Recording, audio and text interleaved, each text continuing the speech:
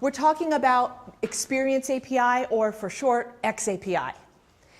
If you have a corporate learning management system, and I know some of you are from K-12 and higher education, corporate learning management systems operate on a specification called SCORM. And SCORM keeps track of what happens when a person, one at a time, while logged into their learning system, takes an e-learning course, okay?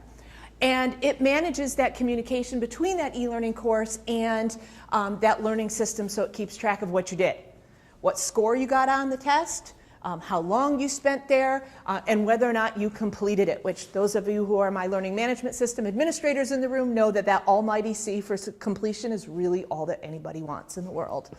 The Experience API gives us a lot more depth of information, both around what's going on inside of a learning experience, inside a learning management system, or any other learning experience even outside the learning management system, or an actual performance experience, which is what we're all about, that might happen out in the real world of work. So I can then match up what's going on in the learning experience with whether or not it has an impact in the performance experience, and now I have a much better sense for what works from training, okay?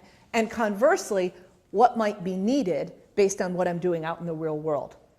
So if we're moving from SCORM, this kind of basic thing, to xAPI, some people have called this the next generation of SCORM. And something that's really, really important and a good way to think about how much different xAPI is and how it will change our work is to relate it in terms of telephones.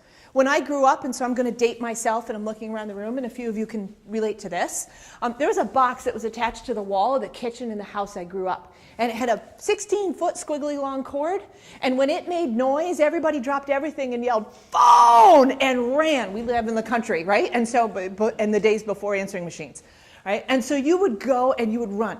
That phone did one thing, which was it made telephone calls. It sent voice.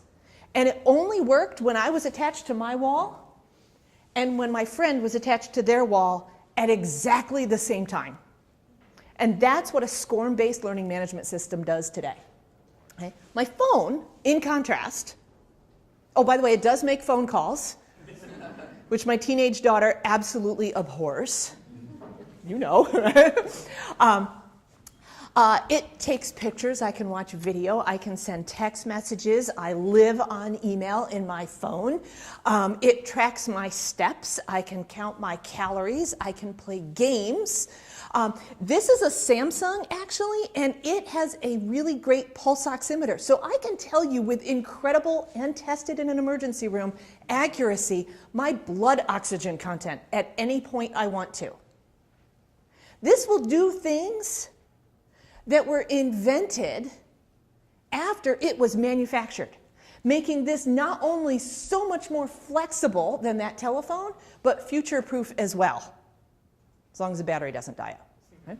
It also does many of those things while not connected to the internet. Right? So all of these things, right? Future-proofing, extensibility, a whole variety of activity are all possible with xAPI and not with SCORM.